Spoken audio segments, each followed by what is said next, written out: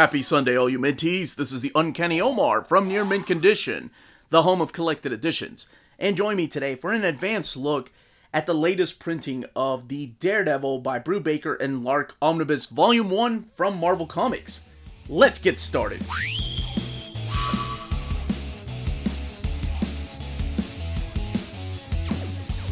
And welcome back, everybody. Before getting started, I want to give a huge thank you to David Gabriel and the fine folks at Marvel for sending us an advanced copy of this omnibus. This book is due out in the book market on June 7th, and then the direct market on June 14th.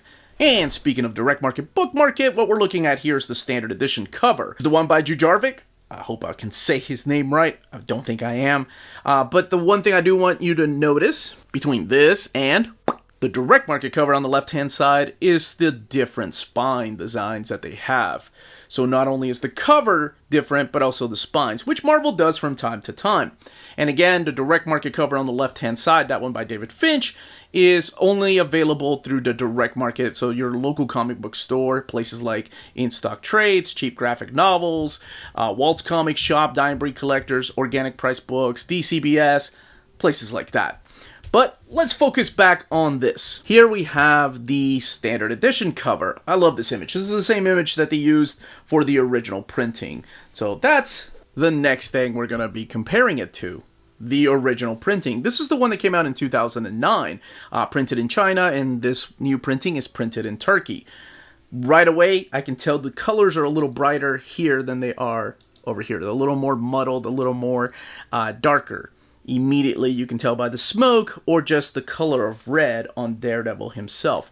Let's take a look at the difference in the spines. You can tell right away that the spine on the new printing is thinner than the spine on the original one. And my goodness, my brain is a little fried from doing overviews and books this week and it's reading so much. But please correct me if I'm wrong. I think this only had two printings, right? This printing and then the one that came out a couple of years ago, and this is the third printing of the same omnibus. By all means, please feel free to correct me in the comments down below. Matter of fact, I encourage people to correct me, which you all do.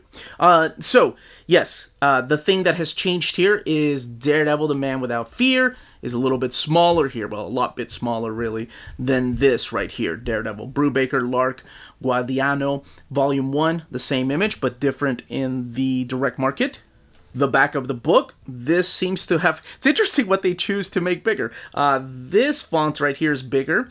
The pictures are just a little bit smaller. Maybe that's a trick of the eye. This is definitely smaller in the new printing. Collecting Daredevil 82 to 105. And the other difference is the price. $74.99 for this one that came out in 2009. And then this 2022 printing is $100.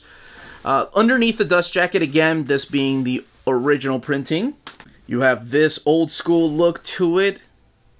I know some of you all miss it. Some of you all like art on the board instead of the fake leather look. This is more of a Marvel Masterworks kind of thing these days. But this over here has an image from issue 85 by Michael Lark, who does most of the artwork in here. So let's crack this open. We'll do a little comparison. Actually, no, I wanted to do this really quick. The original printing at the bottom, new printing at the top, so you can get a better idea of what it looks like now as far as the new printing, how much thinner it is. All right. Now, that's not only the paper type that they're using, it's also the way that these books are bound these days. Now, let's crack this open. We'll do a comparison of the internal artwork in a little bit. But first, let's talk a little bit about the stories. One thing, though, before I even crack it open. If you don't know anything about Brian Michael Bendis' run, especially the way it ends, maybe put me on mute and just look at the artwork. Because I have to talk about that ending of Brian Michael Bendis' run on Daredevil to talk about the beginning of this. Because Ed Brubaker picks up what happens in the prior issue 81, where it ends on a cliffhanger, with his first issue 82. So just as a fair warning, I do like to tell people ahead of time, I am going to be talking a little bit about spoilers, what happens at the end. Not going to talk exactly about what happened, how we got into this situation, but just that. Okay, I think I said enough about it. You brave souls that are sticking around that don't care about spoilers, or the people that have already read it, or the people that put me on mute, let's get this opened. All right, let's get this opened. Of course, some red end paper there. And we have this image from Michael Lark. Daredevil, the Man Without Fear, written by Ed Brubaker. Here you have all the artists, Michael Lark, Stefano Gualdiano, and then you have the cover artist, and then you have different artists working on issue 94, and the big issue is number 100, which has some classic artists come back, like Gene Colan and John Romita Sr., Bill Sienkiewicz. Sorry, I was reading this. This is the Brian Michael Bendis introduction here. I love this introduction because Brian Michael Bendis, despite of how people feel about his writings, whether you have always thought it or have just recently turned against him for some reason, he wrote one of the greatest Daredevil runs. It sold well. It put Daredevil back on the map. Of course, following up Kevin Smith and Joe Quesada and David Mack. Here comes Brian Michael Bendis, an independent writer that Marvel wanted to take a chance on, and it worked. He put Daredevil back on the map. So when he was leaving the book, he thought immediately of Ed Brubaker. Him and Ed Brubaker were working at Caliber at the time together, or long before joining Marvel. Now, Ed had grown a name for himself over at DC Comics with Gotham Central, which, of course, teams him back up with Michael Lark. So it's the same artist-writer team. So he suggested Ed Brubaker to come and take over this run. Now, Ed Brubaker had already come over to Marvel to start writing Captain America and kind of making it a name for himself over at Marvel Comics, too, with Steve Epting. And they decided when Brian Michael Bendis left Daredevil to give the book to Ed Brubaker. And, of course, the big spoiler that I'm going to be talking about, and it is a big spoiler because it is the ending of Brian Michael Bendis' run, is at the end of his run, Matt Murdock is found guilty of something. I'm not going to reveal what. And he is sent to prison. Okay? So that immediately limits Ed Brubaker on what he can do. So Ed Brubaker has to write stories about Matt Murdock being in prison without his Daredevil costume. How can he possibly write these stories? Now, there is a Daredevil that is running around outside while Matt Murdock is in prison. How is that possible? Well, you can find out by reading the book. I'm not going to spoil that. Now, this story may seem familiar to you because of all the things that are happening within the pages of Daredevil now. But I think Zdarsky has found his own voice.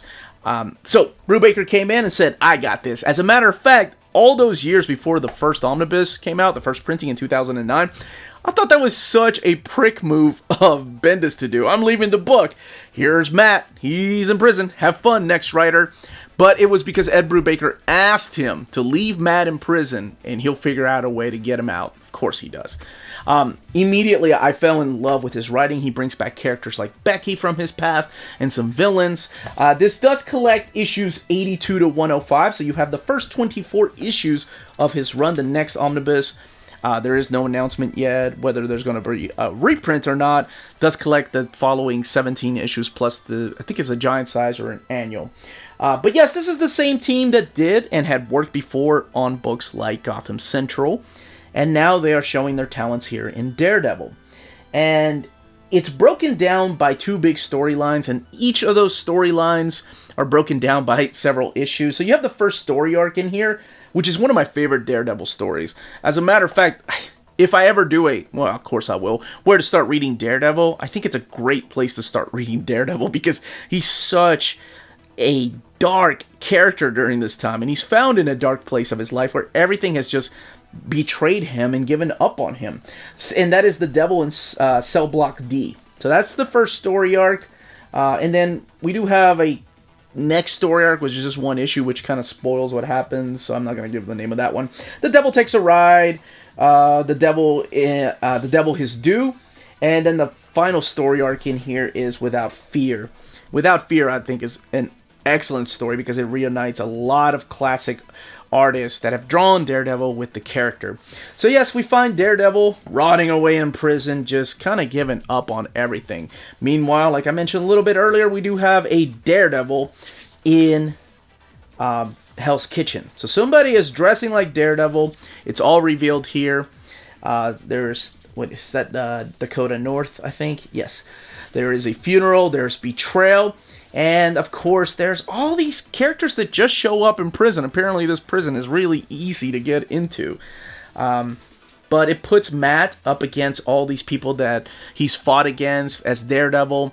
They're trying to show him who's boss now, because a lot of them he sent to prison himself since he was a lawyer, or he beat the crap out of because he was Daredevil. So immediately when Ed Brubaker came on board, I'm like, oh man, he really understands the character of Matt. He's got Matt's voice down. But then again, so did Bendis. I think Bendis always understood the character of Matt Murdock and his voice. What was missing for me, it's probably a lot because of my age and nostalgia, I was missing a lot of the side characters during Bendis' run. So having Becky back in this particular run just made me so happy. You also have the return of some other characters. This is one of my favorite things that happens in the prison. Frank Castle, the Punisher, puts himself in prison because he really wants to see if Matt Murdock is as dark as he claims. And he's like, you don't want to turn out like me. There are some awesome badass moments in here. I don't want to spoil how he gets out or who else he ends up beating in prison, so let's skip around a little bit. We do have the return of Mia, who was a character that was introduced through the pages of Brian Michael Bendis' run. That was like a love interest to him. And man, there's a heartbreaking story. And like her arc in here is so heartbreaking. Here's Matador. So he does get to travel to Europe for a little while. And there's a big twist as to the revelation of who is kind of destroying not just his life, but also the Kingpin's life. And you'll see what I mean when you read this. If you've never read this, you're in for a freaking treat. Let's keep going through here. Here's, of course, the cover. That is used for the standard edition. You have the return of Gladiator. Gladiator is such a complex character. Is he a good guy? Is he a bad guy? Does he really want to be good? Or does he want to just stick around and being evil? Yeah. Well, let's just say this right here complicates a lot of the character. I will say the only thing I didn't like about this, it was because I called BS on it. But before I get there, let's look at issue 100, because issue 100 is so freaking awesome. Alright, so you do have the return of a classic villain here that puts Daredevil up against all of his arch nemesis from the past. So you have various artists just doing different pages, even classic artists like John Romita Sr.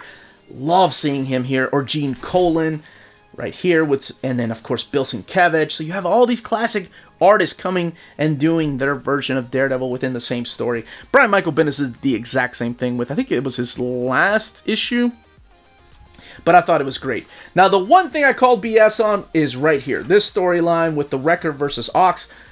How is Ox even standing around against the Wrecker? This guy has taken on Asgardian gods. What? Brubaker, come on, man. I did love the addition of the hood in this story. It's hard to take off those nerd glasses and go, oh, actually, there's no way that Ox could stand up against the Wrecker. But, you know, it happens. Sometimes it's hard to take off those nerd goggles. But once you read enough comics, you know BS when you see it. You're like, wait a minute, that can't happen.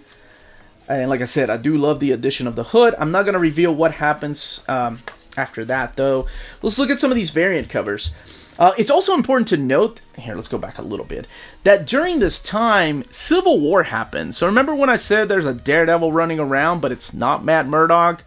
And I'm sure you probably guessed that Matt Murdock eventually gets out of prison, but who is that Daredevil and what happens to him? Well, something happens in the pages of Civil War that kind of gets mentioned in one panel here with a newspaper. I thought that was a really weird thing because that just showed that Ed Brubaker's like, yeah, there's a silly thing called Civil War going on. Well, they can have fun with that. I'm still writing my Daredevil story, which to me worked. The variant by Steve McNiven, Lee Bermejo, who does some internal artwork in here. Here's the issue 100 variant by Michael Turner. An interview with Michael Lark here and Ed Brubaker, talking about their run on the book and their first arc. The sketches and pencils. This has the exact same page count as the original printing, by the way. So it's the exact same layouts and everything, 608 pages. And some more cover sketches. Djurdjevic. Man, I hope I'm pronouncing his name right. Love the cover process here at the end. Showing the cover sketch and moving on to some of the shadows and outlines and then the colors. Now, let's talk about this binding and compare it to the original printing. I don't have the second printing, and please correct me if I'm wrong in thinking if this is the third printing, or the third printing of this book and it's had 2 previous printings. But before we do a comparison, let's take a look at that eye. Not a very big eye, but then again, there's not a lot of pages here. It's 608 pages. So you can probably tell how well the book laid over. It is sewn binding. And they don't do a lot of spread pages here. As a matter of fact, I think just a few. And a lot of it happens here in issue 100, but you can kind of get a better idea as to the gutter curve.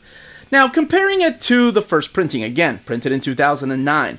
They were printing books differently back then. Alright, I said there weren't a lot of spread pages, but there are some. So here's a quick comparison. You have the original printing up at the top and the new printing at the bottom, and the differences in how they lay over. Alright, so we have the new printing here on the left-hand side. Original printing here. They're using a different font for the numbering up at the top as to what issue you are looking at. But immediately the other thing I'm sure people are going to tell is the different paper quality. This is a thicker, glossier paper they were using back then. Of course, we're talking over a decade ago. Then the thinner paper here. You could see, this isn't even white. This is like a sky blue. You can see some of the art bleed through here, including some of the captions from the previous page. But a little bit here too, but not as much as here. This is just an example. Let's, for this comparison, I just wanted to look at the colors here, and honestly, they look identical. I don't see any difference in the colors being used here compared to here. I love this cover, by the way. This is the John Romita Sr. cover. This is the original printing, and this is the new printing. Just one more page comparison here. This is the original printing on the right. In the different paper quality, you could see more of the art bleed through with the new paper. And honestly, the paper here kind of reminds, it's thinner than the Phoenix Omnibus. It kind of reminds me a little bit of that paper that they were using in the Amazing Spider-Man by JMS reprint. But that is my comparison. That, as they say, is that. If you're interested in purchasing this book, don't forget to check out our sponsor, cheapgraphicnovels.com, your online home for graphic novels and collected editions up to 50% off cover price. They have excellent shipping and prompt and helpful service. Check out their bargain deals for up to 90% off cover price. And don't forget that CGN also takes pre-orders. That way you don't miss out on the hottest releases. And they are currently running a special promotion for you Minties. If you're a first-time customer, after receiving your order confirmation email, reply back to that email and let them know Near Mint Condition sent you their way. They will then apply a free shipping promotional credit to your next order in the US. Cheap Graphic Novels, your source for the hottest books with the kind of deep discount, quality shipping, and customer service that will keep you coming back for more. And that was the content, the page count, and build of this omnibus. Let me know in the comments down below if you missed it the first time around and this is your first time being able to get it. If you already have the omnibus, if you had the complete collections and you're upgrading to this omnibus, or what you thought of the story. Again, leave those comments down below. If you have any more questions, leave those down below. Don't forget to check us out on Patreon and Spreadshop. Amazing ways to support the channel if you can do so. And more importantly, everyone stay healthy and safe out there. Much love.